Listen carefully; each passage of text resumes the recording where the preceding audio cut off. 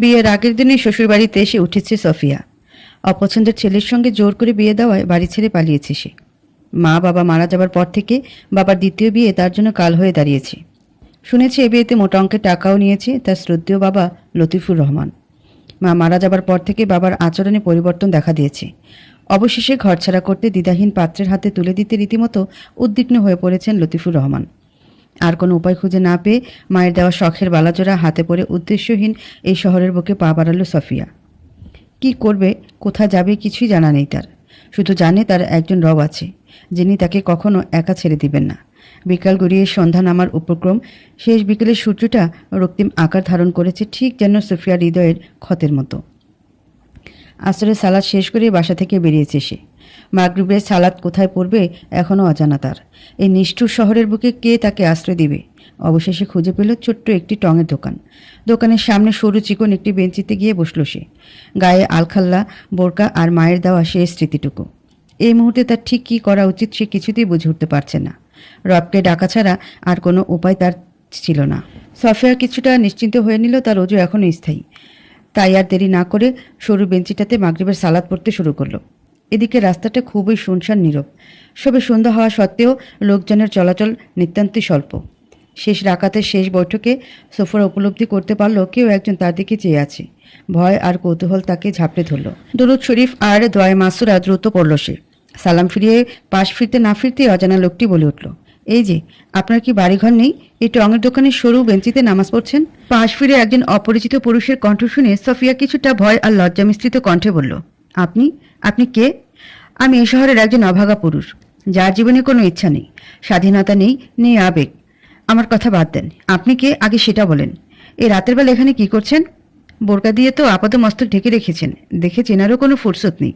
আমি মানুষ, সেটা তো আমি দেখতেই পারছি। তো মানুষের নাম কি? সোফিয়া। এখানে কি করেন? এই শুনশান পরিবেশে এখানে বসে আছেন। যদি কোনো বিপদ হয় তো? আমার সাথে আমার আল্লাহ আছেন, তিনি আমাকে সাহায্য করবেন ইনশাআল্লাহ। আর আমার কিছু হলে আপনার কি? মুসা মনে মনে আড়ালো, সত্যি তো? আমার তাতে কি? সারাদিন অফিসের হাড় খাটুনি আর বসের প্যানপানানিতে এক প্রকার অবসন্ন আর খিটখিটে মেজাজের হয়ে আছে সে। এখন এই অজানা মেয়ের পরিচয় জেনে তার লাভ কি? শুধু শুধু প্যাচাল পাচ্ছে সে। নিজেকে সামলে নিয়ে মুসা বলল, আপনি যেই হন না কেন বোন, যান এখান থেকে বাসায় চলে যান, জায়গাটা মোটেও সুবিধার নয়। কথাটা বলেই মুসা বাড়ির দিকে পা বাড়ালো। পিছন থেকে আঙ্কেল ডাক শুনে সে থমকে দাঁড়ালো। মনে হচ্ছে বেজায় চটেছে। কাছে গিয়ে মেয়েটাকে ধমক দিবে তার আগেই সফিয়া বলল, এভাবে একটা নির্জন জায়গায় একটা মেয়েকে একা রেখে চলে যাচ্ছেন? তারপর কণ্ঠে কিছুটা জড়তা নিয়ে বলল, আমি বাসা থেকে পালিয়ে এসেছি। শেষ কথাটি শোনার জন্য মুসা একটুও প্রস্তুত ছিল না। সে বলল, হোয়াট? বাসা থেকে পালিয়ে এসেছেন মানে? প্রেমের চক্কর বুঝি? বয়ফ্রেন্ড আসবে বলে ভেগেছে না? এখন দেবদাস হয়ে এ রাস্তায় পড়ে আছেন? না না, আস্তাগফিরুল্লাহ, এটা আমি স্বপ্নেও ভাবতে পারি না। একজন নন মাহারাম পুরুষের সঙ্গে এভাবে একাকী নির্জনে কথা বলতে খুবই অস্বস্তি হচ্ছে সফিয়ার। কিন্তু এই মুহূর্তে তার কিছু একটা করতেই হবে, না হলে আজ রাতে এই অন্ধকারই কাটাতে হবে তাকে। সফিয়া বলল, বাবা অপছন্দের ছেলের সঙ্গে বিয়ে ঠিক করেছিল, তাই বাসা থেকে পালিয়ে এসেছি। মুসা কিছুটা বাঁকা হাসি টেনে বলল, বাহ, দেখি তো হুজুরই মনে হচ্ছে। এভাবে বাবার অবাধ্য হয়ে পালানো গোনা, জানেন না? জানি, কিন্তু একজন দিনহীন পুরুষ অপেক্ষা রবের জামিনে মুক্ত পাখির মতো পথ চলা অনেক ভালো। গরম অঙ্গার হাতে নেওয়া ভালো, তবে একজন ইমানদার মানুষের জীবনসঙ্গী হওয়া নয়। ওহ, বুঝছি। তো বাবাকে বললেই পারতেন ছেলে আপনার পছন্দ নয়। বলেছি, কোনো কাজ হয়নি। তো এখন কোথায় যাবেন ভাবছেন? প্লিজ আঙ্কেল, আজ রাতটুকু আমাকে থাকার জায়গা দিন। যার হাতে আমার প্রাণ রয়েছে তার শপথ, কাল সকালেই চলে যাব ইনশাল্লাহ। মুসা কিছু একটা চিন্তা করে বলল, আচ্ছা ঠিক আছে, চলেন। আর হ্যাঁ, আমাকে আঙ্কেল বলবেন না প্লিজ। সাফিয়া মাথা নাড়িয়ে সায় দিল। সে মনে মনে বলল, ওনাকে ভাইয়া বলবো? দেখতে তো পুরাই বুড়ো বেটার মতো। এক হাত দূরত্বে হাঁটছে তারা। হাঁটতে হাঁটতে মুসার মস্তিষ্কে সব কিছু কেমন জানি এলোমেলো হয়ে আসছে। কাল তার বিয়ে, বাড়িতে আত্মীয় স্বজনে ভরপুর। এই রাত বিরেতে একটা মেয়েকে এভাবে বাসায় নিয়ে উঠলে না জানি কতজনে কত কথা বলবে। কিন্তু মেয়েটাকে দেখে মনে হচ্ছে সে সত্যি কথাই বলছে। এইভাবে একটা মেয়েকে সে রাস্তা ছেড়ে আসতে পারে না। এতটা নিষ্ঠুর এখনও হয়ে ওঠেনি সে। একমাত্র মা ছাড়া ও বাড়িতে তার অসহ্য মনে হয়। মায়ের জন্য এখনও পড়ে আছে, না হয় কবে অতিথি পাখির মতো উড়ে যেত কোনো এক দূর দেশে, তবে আর ফেরা হতো না নিজ দেশে। বিয়ে করার কোনো ইচ্ছেই তার ছিল না। ইন্টারে অধ্যয়নরত অবস্থায় একটা মেয়েকে অসম্ভব ভালোবেসেছিল সে। ব্যর্থ প্রেমিককে ছ্যাঁকা দিয়ে চলে গেল প্রেমিকা। তারপর আর কোনো ছ্যাঁকা খাওয়ার ইচ্ছা হয়নি তার। সেই ছোটবেলা থেকেই বাবার এক কথায় তার পথ চলা, তাও আবার কোনো এক অজানা অচেনা হুজুরের পেতনিকে। বাবার মুখে সে শুনেছিল মেয়েটা নাকি অত্যাধিক ধার্মিক টাইপের। বাবা গিয়েছিল তাকে দেখতে, কিন্তু সে নিজের চেহারাটা পর্যন্ত কাউকে দেখায়নি। মেয়ের বাবা নাকি লুকিয়ে লুকিয়ে মেয়ের ছবি তুলে বাবাকে দেখিয়েছে, আর মেয়েকে দেখেই বাবা বিয়েটা ফাইনাল করে এসেছেন। না জানি এই মেয়েটার মতো হয় কিনা সে। না, আর কিছু চিন্তা করতে পারছে না সে। সারাদিনের কাজের চাপে মাথাটা বেজায় ধরেছে। এখন একটাই লক্ষ্য, বাসায় গিয়ে মায়ের হাতের করা চা পান করা। বাড়ির সামনে পৌঁছাতে পৌঁছাতে এসের আজান হয়ে গেল। 5 তলা ফ্ল্যাটের উপর তলায় থাকে মুসা এবং তার পরিবার। বাবা মা আর ছোট বোন রিয়াকে নিয়ে তাদের সুখী সংসার। বাবা করিম চৌধুরী বেজায় চটা, অল্পতেই মাথা গরম হয়ে যায়। বাবাকে কখনো হাসতে দেখেনি মুসা। বাবার হাসি দেখার ইচ্ছাকে এক প্রকার মাটি চাপা দিয়েছে সে। ছেলের বিয়ে উপলক্ষে পুরো বাড়ি ডেকোরেশন করেছেন তিনি। বাড়ির 4 ফ্ল্যাটেরও মালিক তিনি।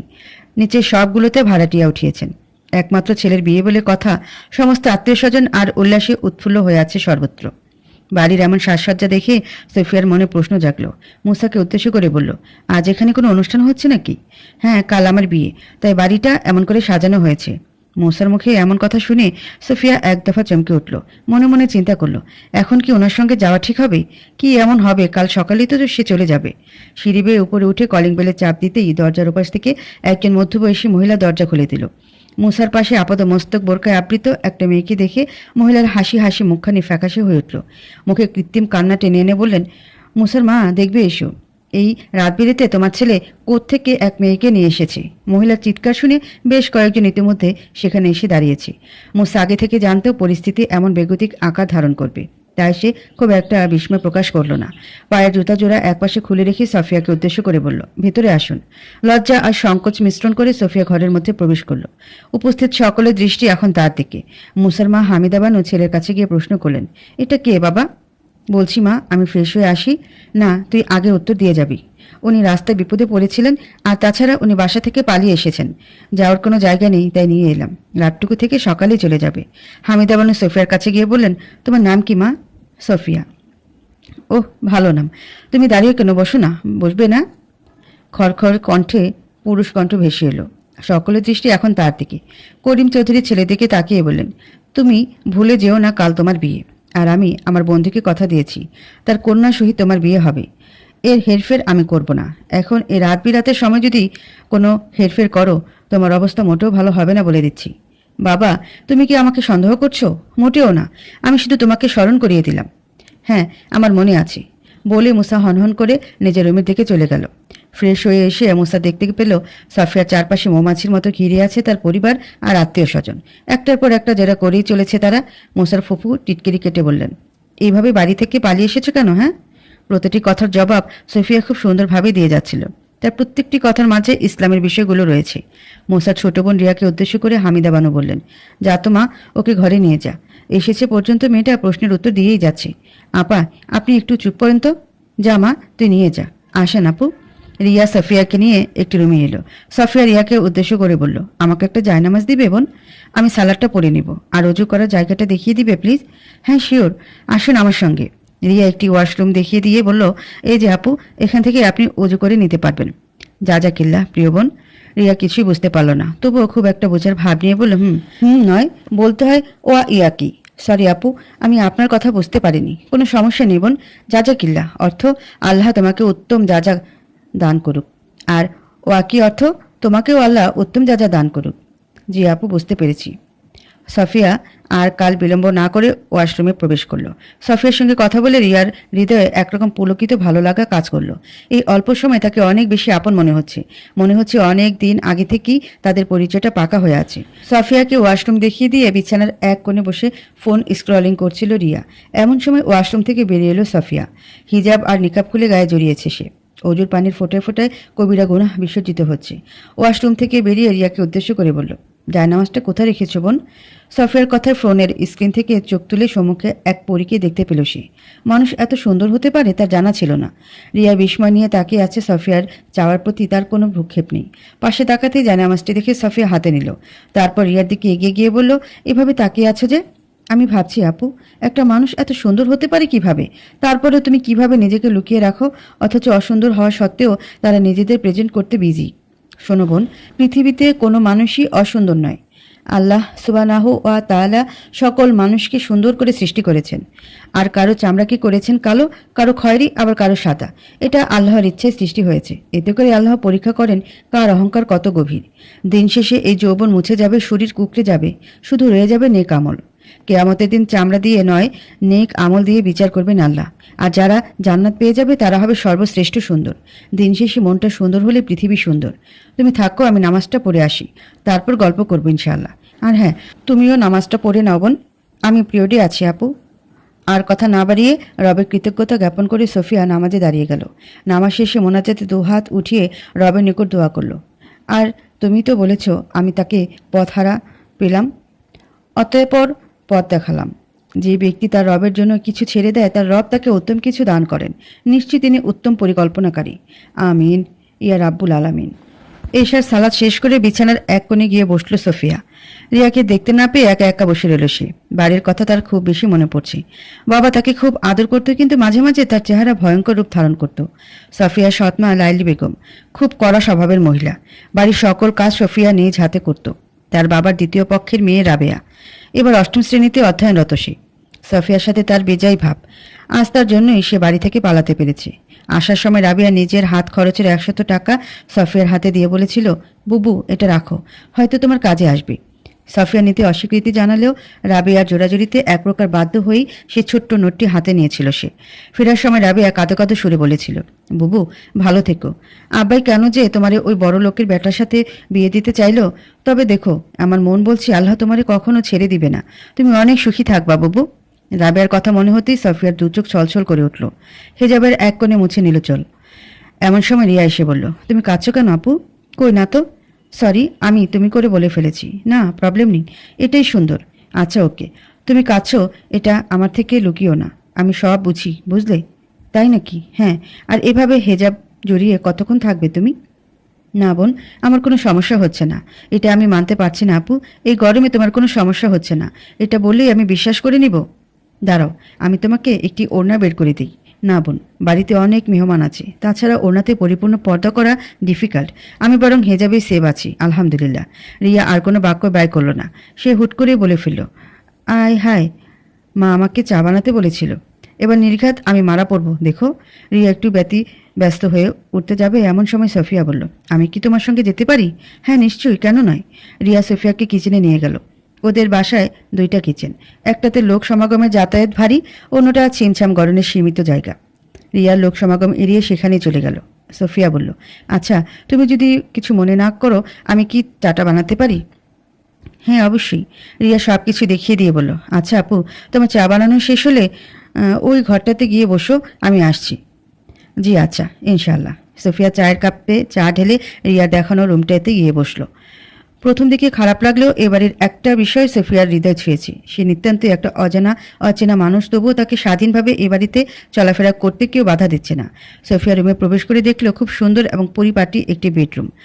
একটু পাশেই দেখতে পেল একটা ছোট্ট বেলকনি। বিছানার পাশে টেবিলটার উপরে চায়ের কাপটি রেখে সোফিয়া বেলকনিতে গিয়ে দাঁড়ালো। দাঁড়িয়ে দাঁড়িয়ে রিয়ার জন্য অপেক্ষা করছে সে। মেয়েটা হুটহাট করে কোথায় যে চলে যাচ্ছে বারবার। রাতের আকাশে নিস্তব্ধতা বিরাজ করছে সর্বত্র। বৃক্ষ পল্লব দোল খেতে খেতে গান ধরেছে এক অচেনা সুরে। গ্রীষ্ম দাবদাহের দিনেও রাতের পৃথিবীতে এক অদ্ভুত প্রশান্তি বিরাজমান। কাল তার বিয়ে হতো বড়লোকের সেই দিনহীন ছেলের সঙ্গে। ইদানিং তার বাবা বড্ড বেইমান হয়ে উঠেছে। টাকার বিনিময়ে মেয়েকে বিক্রি করে দিতে চাইল। বাবার প্রতি তার এক প্রকার ঘৃণা জন্মেছে। কিন্তু সব কিছু এক মুহূর্তে কেমন জানি এলোমেলো হয়ে গেল। হয়তো এতক্ষণে তার বাড়িতে মরা কান্না লেগেছে। ধুর, সে কি সব ভাবছে, তার জন্য কান্না করবে? এমন কে আছে ও বাড়িতে? মুসা গোসল সেরে ওয়াশরুম থেকে বেরিয়ে আয়নার সামনে দাঁড়িয়ে নিজের চুল ঠিক করে নিল। তার পরিধানে তোয়ালে ছাড়া কিছুই অবশিষ্ট নেই। পছন্দের টি শার্টটি খুঁজে না পেয়ে তার মনে পড়ে গেল কাল মা বেলকনিতে শুকাতে দিয়েছিল। বেলকনির দরজার সামনে যেতে সে দেখতে পেল কালো কাপড়ে আবৃত একজন মানুষ সেখানে দাঁড়িয়ে আছে। মুসা একটু জোরে সোরে বলে উঠল, কে আপনি? সফিয়া মুখ থেকে নিকাবটা সরিয়ে রহমতের বাতাস মুখে লাগিয়ে নিচ্ছিল। এমন সময় একটা পুরুষ কণ্ঠে সে হকচকিয়ে গেল। দ্রুত উল্টো দিকে ঘুরে বলল, প্লিজ এদিকে আসবেন না, আমার মুখে নিকাব পরিহিত নেই। কণ্ঠ শোনা মাত্রই মুসার চিনতে বাকি রইল না। সে বলল, আপনি এখানে কি করছেন? আমি জানতাম না যে এখানে আপনি থাকেন। রিয়া আমাকে বলল এখানে অপেক্ষা করতে, তাই। এমন সময় রিয়া পেছন থেকে এসে বলল, আপু কি হয়েছে? সাফিয়া দ্রুত নিজের মুখে নেকাব লাগিয়ে রিয়ার হাত ধরে সেখান থেকে প্রস্থান করলো। পূর্বের রুমে এসে বলল, তুমি আমাকে আগে বলনি কেন ওটা তোমার ভাইয়ের রুম? আলহামদুলিল্লাহ যে উনি আমাকে দেখতে পায়নি। দেখলে কি হতো আপু? শোনো বোন, পর্দা করা প্রতিটি মুসলিম নারীর জন্য ফরজ ইবাদত। কোনো গায়রে মাহরম পুরুষের সামনে যাওয়া কিংবা তার সঙ্গে অযথা আলাপচারিতাও পর্দার অংশ।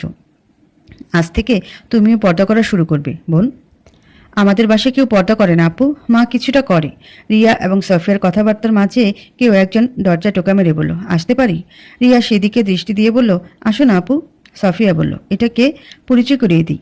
এটা হচ্ছে আমার কাজিন ইরিনা। ইরিনা আপু, এটা সফিয়া। হ্যাঁ, বাসা থেকে পালিয়ে এসেছি। এই মেয়ে, বলো দেখি কি এমন হলো যে তুমি বাসা থেকে পালিয়ে এলে? নাকি মুসা ভাইয়ের সঙ্গে প্রেমের চক্কর আছে আর এমন নাটক করে এ বাড়িতে এসে উঠেছ? আস্তাগফিরুল্লাহ। আপু, কারোর সম্পর্কে এমন মিথ্যা ধারণা রাখা অনেক বড় গুনাহ। হ্যাঁ, আমি বাসা থেকে পালিয়ে এসেছি, তবে দিনের জন্য। আমার বাবা একটা দিনহীন ছেলের সঙ্গে আমার বিয়ে দিতে চেয়েছিল, তাই পালিয়ে এসেছো বুঝি? তা মুসা ভাইয়ের ঘাড়ে চেপে বসলে কেন? এমনিতেই বাপের চাপে পড়ে কোথাকার এক কালো ভূতের সঙ্গে নাকি বিয়ে ঠিক হয়েছে। জি না আপু, আল্লাহ আমাকে ওনার সঙ্গে দেখা করিয়েছেন। আমি ওনাকে কথা দিয়েছি সকাল হলেই আমি এ বাড়ি থেকে চলে যাব ইনশাল্লাহ। সফিয়ার কথা শুনে রিয়া বলল, না আপু, কাল তুমি যাবে না। ভাইয়ার বিয়েটা শেষ হলেই তুমি যাবে। আর সব থেকে ভালো হয় যদি তুমি পার্মানেন্ট এই বাড়িতে থেকে যাও। রিয়ার মুখে এমন কথা শুনে ইরিনার গা জ্বলে উঠল রীতিমতো। নিজের অহংকার আর হিংসাত্মক মন নিয়ে বেশিক্ষণ সেখানে থাকতে ব্যর্থ হলো ইরিনা। বলল, আমি যাই রিয়া, আমার ফেসিয়ালের কাজটা এখনো বাকি রয়েছে। বলেই হনহন করে রুম থেকে বেরিয়ে গেল ইরিনা। আপু, ইরিনা আপুর কথায় কষ্ট পেও না। আপু এইভাবে সবার সঙ্গে কথা বলে জানো। ইরিনা আপু আমার ভাইয়াকে বিয়ে করার জন্য মরিয়া হয়ে উঠেছিল, কিন্তু আপুর এমন ব্যবহারের জন্য ভাইয়া তাকে পছন্দ করে না। মেয়েটা পুরাই মায়ের মতো হয়েছে, যেমন মা তেমন তার মেয়ে। এইভাবে বলে না রিয়া, আমরা তাকে শুধরাতে বলবো। তবে তার সম্পর্কে এভাবে মন্তব্য করলে গীবতের আওতায় পড়ে যাব। যদি তুমি কারো সম্পর্কে এমন কিছু বলো যেটা বলা সে পছন্দ করে না, এটাও গীবতের অন্তর্ভুক্ত। রাসূল সাল্লাল্লাহু আলাইহি সাল্লাম যখন মেরাজের রাত্রে নিজ প্রভুর সান্নিধ্যে গমন করলেন, তখন উনি জান্নাত জাহান্নাম ঘুরে ঘুরে দেখলেন। তিনি দেখতে পেলেন জাহান্নামে অধিকাংশ নারী। আর তিনি জিবরাইল আলাইহিস সালামকে দুনিয়াতে তাদের পাপ সম্পর্কে জানতে চাইলে তিনি বললেন, এদের অধিকাংশ নারী অন্যের সম্পর্কে কুচ্ছ রটনা করত, এমনকি অন্যের দোষ চর্চা করা কবিরা গুনাহ। এটা মৃত ভাইয়ের মাংস ভক্ষণ করার মতো।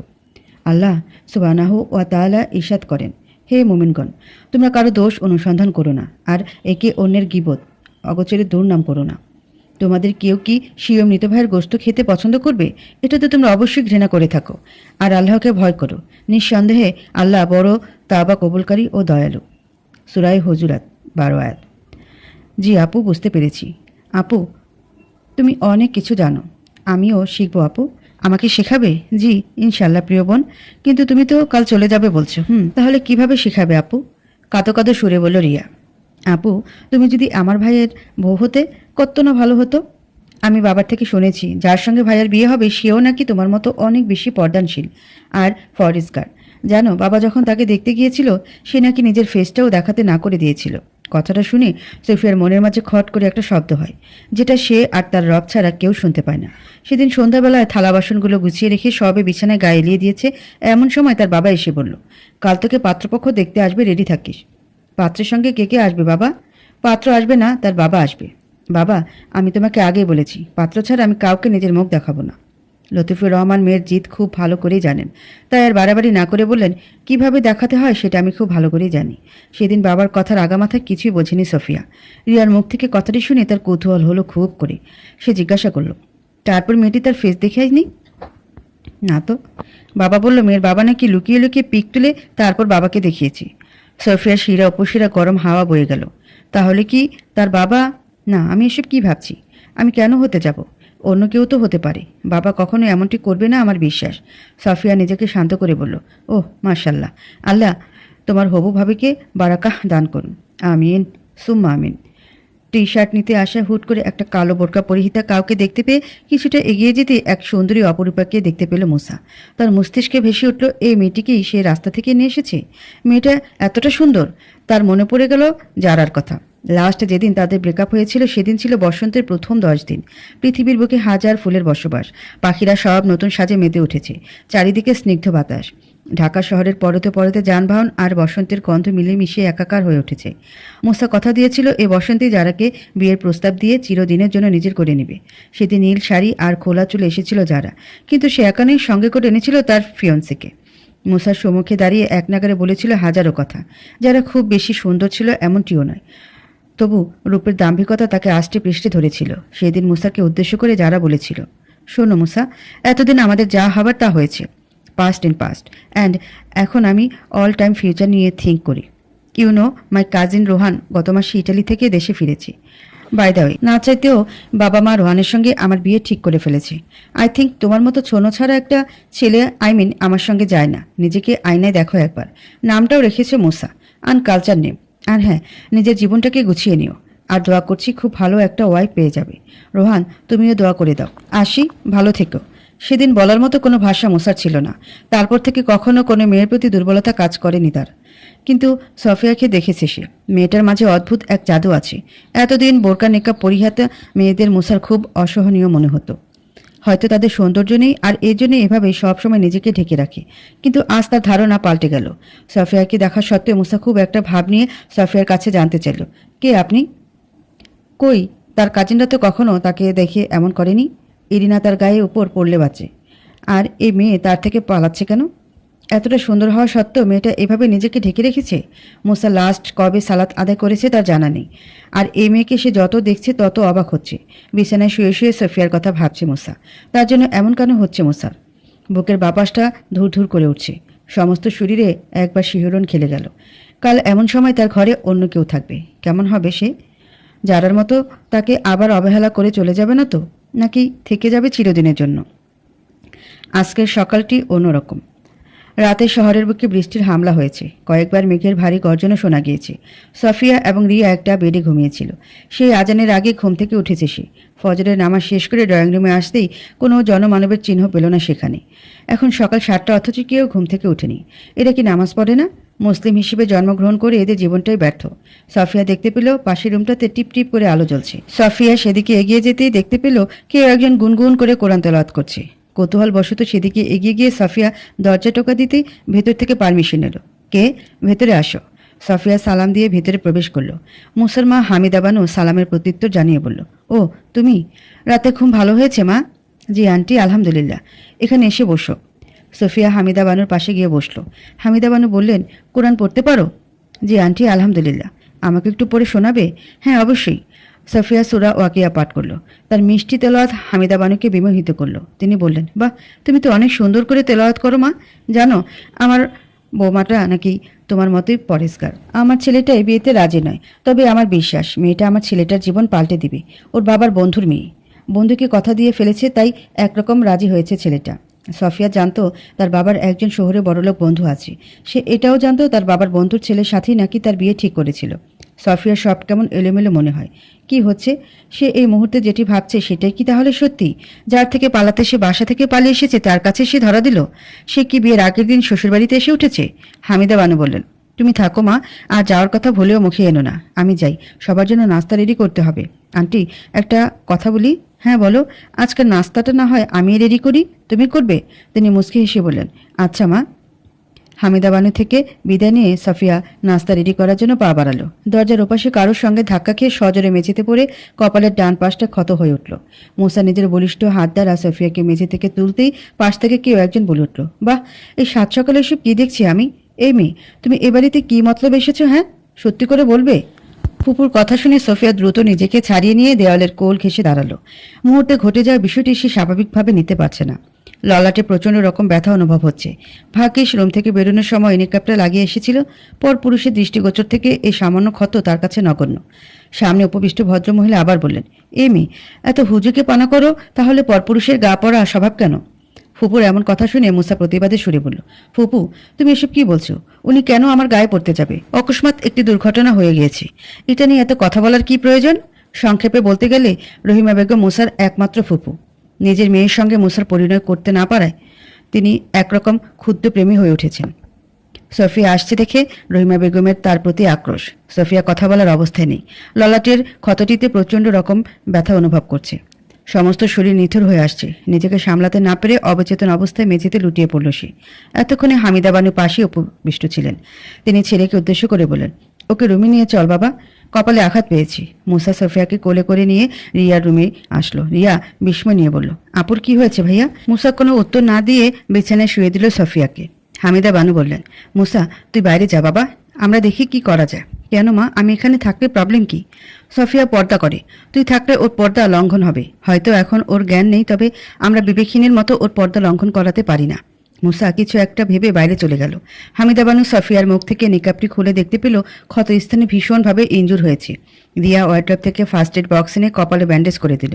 হামিদা বানুও বুঝতে পারছে না এমন অজানা অজানা একটি মেয়েকে তারা এতটা আপন করে নিচ্ছেন কিভাবে। এই কয়েক ঘন্টায় সোফিয়াকে তাদের খুব বেশি চিরচেনা মনে হচ্ছে। মেয়ে পালাইয়া গেল আর তুমি বুঝলা না? কোথাও খুঁজতে বাকি রাখি নাই। এখন ওই বাড়িতে আমি কি কইমু? করিমে আমি কি জবাব দিমু? আমি যে ওরে কথা দিয়েছি ওর ছেলের সঙ্গে সফিয়ার বিয়ে দিমু।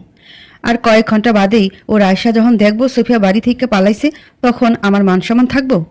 স্বামীর কথা শুনে লাইলি বেগম রাগে গজগজ করতে করতে বললেন, তোমার মাইডাটা এই কাম করব আমি কেমনে জানো? খুব তো কইতা, আমার মাইয়ার মতো ভালো এই এলাকায় দুইটা নাই। এখন যে পালাইলো, মনে মনে এই তার ছিল। চুপ করো তুমি, সারাদিন কি করো? হ্যাঁ, মাইয়াডারে দেখে রাখতে পারো না? লতিফুর রহমান পকেট থেকে ফোনটা বের করে বন্ধুর নাম্বারে কল দিতেই ওপাশ থেকে সালাম জানিয়ে বলে উঠল, কি বন্ধু, আমাদের এদিকে তো সব প্রায় প্রস্তুত হয়ে এসেছে, তোদের কত দূর? লতিফুর রহমান কি বলবেন বুঝে উঠতে পারছেন না। বুকে সাহস এনে বললেন, মানে বন্ধু, আমার মেয়েটাকে কাল রাত থেকে খুঁজে পাইতেছি না। মানেটা কি? খুঁজে পাচ্ছিস না মানে? ও বাড়ি থেকে পালাইছি। আমারে মাফ করে দিস বন্ধু, আমি তোরে কথা দিয়ে কথা রাখতে পারলাম না। করিম চৌধুরী রাগে গজগজ করতে করতে বলল, এটা ভালো করলি না বন্ধু, এখন আমার মান সম্মান কোথায় গিয়ে দাঁড়াবে বুঝতে পারছিস? কথাগুলো বলেই ফোন কেটে দিলেন করিম চৌধুরী। বাড়ির সকলকে ডেকে বলেন, এ বিয়ে হবে না। না না, আমি এটা মানতে পারছি না।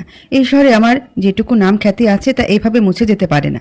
উপস্থিত সকলের মুখে কালো মেঘ এসে জমা হলেও লাইলি বেগম উৎফুল্লের হাসি হেসে বললেন, বাহ ভাইজান বাহ, কি একটা মেয়ে পছন্দ করলেন যে মেয়ে বিয়ের আগের দিনই ভেঙে গেল। এখন আর কি করা, বিয়ের সকল আয়োজন যখন হয়েই রয়েছে, ইরিনাকে বলি রেডি হতে। কি বলেন ভাইজান? পাশেই দাঁড়িয়েছিল মুসা, সে বলে উঠল, না আমি এ বিয়েতে রাজি নই। ইরিনাকে আমি বিয়ে করতে ইচ্ছুক নই। লাইলি বেগমের আর কোনো কথা বলার সুযোগ অবশিষ্ট থাকল না। রিয়ার পুরো ঘটনাটি কেমন অস্বাভাবিক মনে হলো। সফিয়ার বাড়ি থেকে পালিয়ে আসা, তার দিনদারিতা, এই সব কিছু কেমন জানি মিলে যাচ্ছে। বিষয়টি নিশ্চিত করতে রিয়া বলল, বাবা তুমি ভাইয়ার জন্য যে মেয়েটিকে দেখে এসেছো তার নাম জানো? অথবা তার কোনো পিক তোমার কাছে আছে কি? রহিম চৌধুরী বললেন, হ্যাঁ, মেয়েটির নাম সম্ভবত সফিয়া। উপস্থিত সকলে বিস্মিত হয়ে উঠল। নামটি তাদের সকলেরই জানা ছিল, শুধু করিম চৌধুরী ব্যতীত। রিয়া একটু উত্তেজিত হয়ে বলল, বাবা তার পিক তোমার কাছে আছে কি? হ্যাঁ মা, আছে তো। করিম চৌধুরী ফোনের গ্যালারি থেকে সফিয়ার পিক বের করে রিয়ার হাতে দিল। দূর থেকে সংগৃহীত পিক ভালোভাবে বোঝা না গেলেও ফেস স্পষ্ট।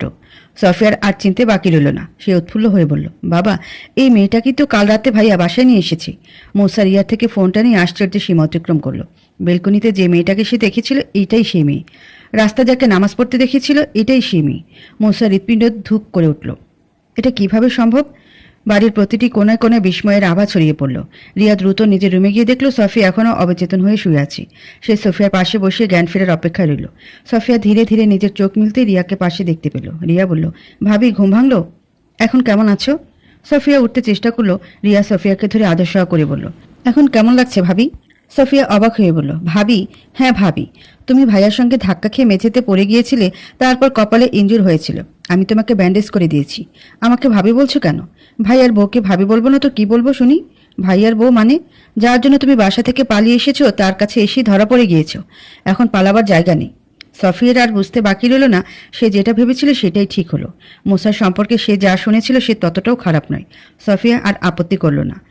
দুপুর গড়াতে না গড়াতেই তাদের বিয়ের সকল কার্যক্রম সম্পন্ন করা হলো। বিয়েতে খুব জমকালো আয়োজন হয়েছে, তবে সফিয়া সর্বদা বোরকা নিকাব পরিধান করেই থেকেছে।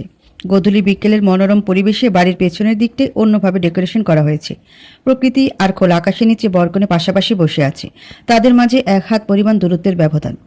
সফিয়া সাদা রঙের বোরকা নিকাব পরেছে। মোসার গায়ে কারুকার্যময় শেরওয়ানি, মাথায় পাগড়ি। লজ্জায় মাথা নুয়ে আছে সফিয়া।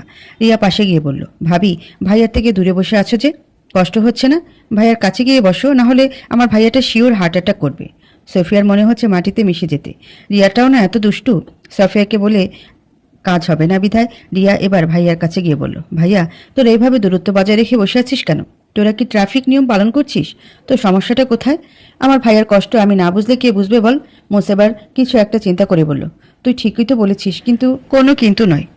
আমাকে 500 টাকা দে আর ভাবির কাছে চলে যা, তোকে অনুমতি দিলাম। এই আমার বউ, তুই অনুমতি দেবার কে শুনি? আমাকে টাকা না দিলে তুই ভাবির কাছে যেতে পারবি না। মুসা সফিয়ার কাছাকাছি বসার কয়েকবার চেষ্টা করেও পারল না। তারপর পকেট থেকে 500 টাকার নোট একটি বের করে বলল, এই নি। জাজাকাল্লাহ খায়রান ভাইয়া। এটা আবার কি? এটার অর্থ থ্যাঙ্কস, ভাবির থেকে শিখেছি। ওয়েট, ভাবি তোকেও অনেক কিছু শিখিয়ে দেবে। কথাগুলো বলে রিয়া একটু দূরে গিয়ে দাঁড়ালো। যে যার মতো খাওয়া দাওয়া আর আনন্দ উপভোগ করছে। ছোট ছোট ছেলে মেয়ে এদিকে সেদিকে দৌড়াদৌড়ি করছে। একটু দূরে এরিনা চেয়ারে বসে ফোনে স্ক্রলিং করছে। আর মাঝে মধ্যে আরও চোখে নবদম্পতির দিকে তীক্ষ্ণ দৃষ্টি দিয়ে তাকিয়ে থেকে হতাশা নিঃশ্বাস ফেলছে। মুসা একটু একটু করে সফিয়ার দিকে এগিয়ে এসে তার হাত স্পর্শ করতেই সফিয়ার সমস্ত শরীর কেঁপে উঠল। অনুভূতি আর আবেগে মিশে থাকা হৃদয় এই প্রথম কোনো পুরুষ তাকে স্পর্শ করায় সে অনেকটা লজ্জাবতীর ন্যায় নুয়ে পড়ল। এই দৃশ্য অবলোকন করে রিয়া দূরে দাঁড়িয়ে মিটিমিটি হাসছে। মুসার বন্ধুরা এসে তার রুমটি অমায়িক সাজে সজ্জিত করলো। রাতের খাবার শেষে রিয়া এবং সোফিয়া ছাদে এলো। আজকে রাতের আকাশে অজস্র তারাদের দেখা মিলেছে। ফাগুনের হাওয়ায় দোল খাওয়া পল্লবের শীতল স্নিগ্ধ বাতাস তাদের মন ভরিয়ে দিচ্ছে। সোফিয়া বলল, রিয়া, তোমার নামটি কি রেখেছিল? বাবা। কেন বলো তো? রিয়া নামের অর্থ তুমি জানো না তো? রিয়া বলা হয় লোক দেখানো ইবাদতকে। যারা লোক দেখানো ইবাদত করে তাদেরকে বলা হয় মুনাফিক। মুনাফিকের স্থান জাহান্নামের তলদেশে। সত্যি আমি এটা জানতাম না। তাহলে আমার নামটা চেঞ্জ করব? হ্যাঁ, সেটাই ভালো হবে। কি রাখা যায় বলো তো? মারিয়া রাখতে পারো। মাশাআল্লাহ, নামটি সুন্দর। মারিয়া ছিল রাসূল সাল্লাল্লাহু আলাইহি সাল্লামের স্ত্রীর নাম। রাসূল সাল্লাল্লাহু আলাইহি সাল্লাম মিশরের আলেকজান্দ্রিয়ার বাদশাহ জুরাইস ইবনে মাতার দরবারে রাষ্ট্রদূত হিসেবে হাতিব ইবনে আবি মালতায়া রাদিয়াল্লাহু আনহুকে প্রেরণ করেন। জুরাইজ রাসূল সাল্লাল্লাহু আলাইহি সাল্লামের প্রেরিত বাণী এবং হাতিম রাদিয়াল্লাহু তাআলার উপর খুশি হয়ে তার সঙ্গে অনেক উপটোকন সহ 2জন সুন্দরী দাসী প্রেরণ করেন। তাদের একজনের নাম ছিল মারিয়া, অন্যজন শিরিন। মারিয়া রাদিয়াল্লাহু আনহু ছিলেন অত্যন্ত সুন্দরী নারী। পরবর্তীতে রাসূল সাল্লাল্লাহু আলাইহি সাল্লামের সঙ্গে মারিয়া রাদিয়াল্লাহু তাআলার বিবাহ হয়। বিবাহের কয়েক মাস পর মারিয়া রাদিয়াল্লাহু আনহু গর্ভবতী হন। রাসূল সাল্লাল্লাহু আলাইহি সাল্লাম অত্যন্ত খুশি ছিলেন, কিন্তু এই খুশি বেশিদিন স্থায়ী হলো না। মারিয়া রাদিয়াল্লাহু আনহুর কোল আলোকিত করে এক পুত্র সন্তান জন্মগ্রহণ করল। তার নাম রাখা হলো ইব্রাহিম। জন্মের কিছুদিন বাদে অসুস্থ হয়ে ইব্রাহিম মারা গেল।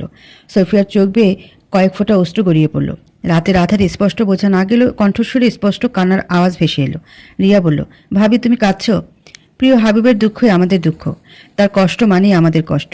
একমাত্র তাকে ভালোবাসার মাধ্যমে রয়েছে মুক্তির দিশা। ভাবি, তাহলে আজ থেকে আমার নাম হবে মারিয়া। আমি এটা সবখানে নিউজ করে দিব। আমার নাম মারিয়া। রিয়ার কথা শুনে সোফিয়া মিষ্টি হেসে উঠল। এমন সময় ছাদের দরজায় কারো কাশির আওয়াজে তারা পেছন দিকে ঘুরে তাকালো। রিয়া বলল, আরে ভাইয়া, তুই সালাম দিয়ে আসবি না? কেন সালাম দিতে হবে কেন? ভাবির থেকে জেনেছি কোথাও প্রবেশের করার পূর্বে সালাম দিতে হয় এবং কথাবার্তা স্টার্ট করার পূর্বেও সালাম দিতে হয়। তাই নাকি? তোর ভাবি তো দেখছি তোকে অনেক কিছু শিখিয়ে দিয়েছে। রিয়া মুসার কাছে গিয়ে বলল, আজ রাতে তোকে অনেক কিছু শেখাবে ভাইয়া। মুসার চোখ পাকিয়ে বোনের দিকে তাকালো। তারপর বলল, তোর কি খেয়ে দিয়ে কাজ নেই? যা গিয়ে পড়তে বস। ভাইয়া, আজকের দিনেও তোর এটা বলতে হলো? কাবাব মে হাড্ডি হওয়ার ইচ্ছা না থাকলে এখান থেকে যা। Get out. যাচ্ছি। রিয়া হনহন করে সিঁড়ি বেয়ে নিচে নেমে গেল। সফিয়া মাথা নিচু করে দাঁড়িয়ে আছে। লজ্জায় তার লুকাতে ইচ্ছা করছে। মুসা বলল, মনে হচ্ছে আজকের চারটি আমার সামনে এসে দাঁড়িয়েছে। এত লজ্জা পেলে হবে? কাল রাস্তাতে অনেক কথা বললে।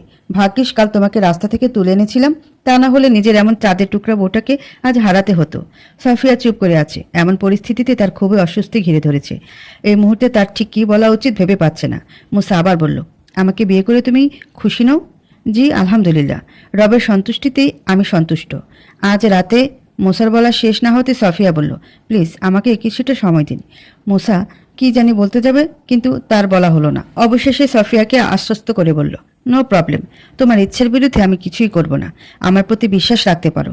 এত রাতে এভাবে ছাদে থেকো না, নিচে চলে এসো। কথাগুলো বলে মুসা সেখান থেকে প্রস্থান করলো। সফিয়া একটু বাদেই নিচে নেমে এলো। সালাম জানিয়ে রিয়ার রুমে প্রবেশ করতে রিয়া বলল, ও আলাইকুম আসসালাম। ভাবি, তুমি কোথায় ছিলে? ভাইয়া তোমার জন্য ওয়েট করছি। না মানে কি মানে করছো? রিয়া সফিয়াকে নিয়ে রুমে দিয়ে আসলো। সফিয়া রুমে প্রবেশ করতেই অবাক হয়ে যায়। অসম্ভব সুন্দর করে সাজানো হয়েছে রুমটি। এদিক সেদিক তাকাতেই তার চোখ পড়ল সোফার দিকে। মুসা ল্যাপটপ নিয়ে বসে আছে। সে সফিয়ার দিকে একবার আরও চোখা তাকিয়ে আবার কাজে মন দিল। সফিয়া নিজেকে খুব অপরাধী মনে হচ্ছে। হয়তো ছাদে ওভাবে কথাটি বলা তার উচিত হয়নি। সফিয়া ধীর পায়ে মুসার দিকে এগিয়ে গিয়ে বলল, আমার কথায় আপনি কি কষ্ট পেয়েছেন? কষ্ট পেয়ে থাকলে আফওয়ান। মুসা বলল, মানুষের সময়ের মূল্য দিতে শিখছি, দেখি জয়ী হতে পারি কিনা। সফিয়া এই সম্পর্কে আর কোনো কথা না বাড়িয়ে বলল, চলুন আমরা 2 রাকাত সালাত আদায় করে নিই। কেন? এখন কিসের সালাত? আমাদের দাম্পত্য জীবনে বরকত হোক, এটা আমি চাই, আর সেজন্য সালাত পড়তে চাচ্ছি। আচ্ছা ওকে। দুজন নবদম্পতি রবের সন্তুষ্টি অর্জনে তার সম্মুখে দাঁড়িয়ে গেল। মোনাজাতে নিজেদের বিবাহিত জীবনে বারাকাহ প্রার্থনা করল। অতঃপর সফিয়া জায়নামাজ গুছিয়ে রেখে সোফায় গিয়ে শুয়ে পড়ল। গত দিন থেকে ঘুম তার উবে গিয়েছে। নিশ্চিন্তে চোখের পাতা এক করেছে, ঠিক এমন সময় কারো হাতের স্পর্শে সে চমকে উঠল। মুসা তাকে কোলে তুলে নিয়েছে, সজ্জিত বিছানায় বসিয়ে দিয়ে বলল, এবার ঘুমান মহারানী, আমি আপনাকে জোর করব না, তবে আপনি কষ্ট করে সোফায় ঘুমাবেন আমি এটা সহ্য করব না। আচমকা ঘটনায় সোফিয়া অনেকটা হকচকিয়ে গেল। সে অবাক হয়ে মুসার পানে তাকিয়ে আছে। মুসা বিছানা থেকে বালিশটি হাতে নিয়ে পা বাড়াতে যাবে এমন সময় পেছন থেকে হাতে টান অনুভব হয়, ফিরে তাকালো। সোফিয়া বলল, আপনি এখানে থাকতে পারেন, আমার কোনো প্রবলেম নেই। মুসার মুখে হাসি ফুটে উঠল। সে বিছানার এক কোণে গিয়ে শুয়ে পড়ল।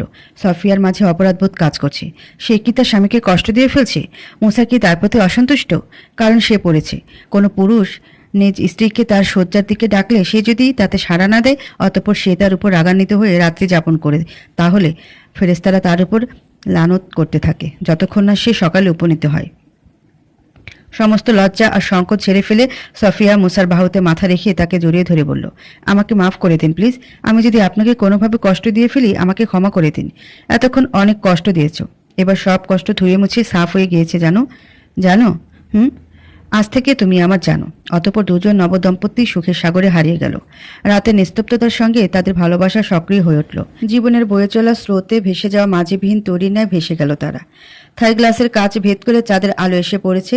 মোমবাতির টিপটিপ আলো এক ঝটকায় নিভে গিয়ে পাখির কিচিরমিচির আওয়াজ শুনতে ব্যস্ত। সোফিয়া গোসল সেরে ফজরের সালাদ পড়ে নিয়ে মুসাকে ডাকতে গেল। মুসা ফ্রেশ হয়ে মসজিদের পথে পা বাড়ালো। জীবনে কখনো ফজরের সালাত আদায় করেছে কিনা সন্দেহ, আর আজ সে মসজিদে যাচ্ছে এটা বিশ্বাস করতে তার একটু কষ্ট হলো। বাবা কত ডেকেছে মসজিদে যাওয়ার জন্য, তবে সে কখনো শোনেনি। আজ তার কি এমন হলো, সোফিয়ার এক কথাতেই মসজিদের প্রতি টান অনুভব করলো। সোফিয়া কিচেনে যেতেই হামিদা বানু বললেন, তোমার আজ কোনো কাজ করতে হবে না মা, তুমি যাও রিয়ার সঙ্গে গল্প করো। সোফিয়া সালাম দিয়ে রিয়ার রুমে প্রবেশ করতেই ইরিনাকেও দেখতে পেল। ইরিনা বলল, কি হবু ভাবি, কাল রাত কেমন কাটলো? আলহামদুলিল্লাহ আলা কুল্লি হাল। রিয়া বলল, আমার তো মনে হয় ভালোই কেটেছে। সোফিয়া অনেক বেশি লজ্জা পেয়ে বলল। একটু বাদেই শুনতে পেলে মুসা তাকে ডাকছে। ইরিনা টিটকারি মেরে বলল, যাও ভাবি, ভাইয়া তোমাকে ডাকে। সোফিয়া চলে যেতে ইরিনা মুখ ভিঞ্চিয়ে বলল, তোর ভাবি একটু বেশি ভাব করে বুঝলি। তোমার মতো। ইরিনা প্রকোচকে রিয়ার দিকে চেয়ে দিল। সোফিয়া সালাম দিয়ে রুমে প্রবেশ করে বলল, আমাকে ডেকেছেন? ও আলাইকুমুসসালাম। কোথায় ছিলে? মারিয়ার রুমে। মারিয়াকে? রিয়াকে আমি মারিয়া বলে ডাকি। ও তাই বলো, আমার থেকে দূরে দূরে থেকো না কেন? মুসা সোফিয়ার কাছে গিয়ে তার দু চোয়ালে হাত রেখে বলল, পথের দেখায় পেয়েছি তোমায় নিশীথ রাতের একলা বনে। ভালো তো বেসেছি সেদিন যেদিন পেয়েছি হৃদয় পানে। কেন জানি হারিয়ে যায় যখন তুমি আমি একা। মনে পড়ে কোনো একদিন তোমার সাথে পথে হলো দেখা।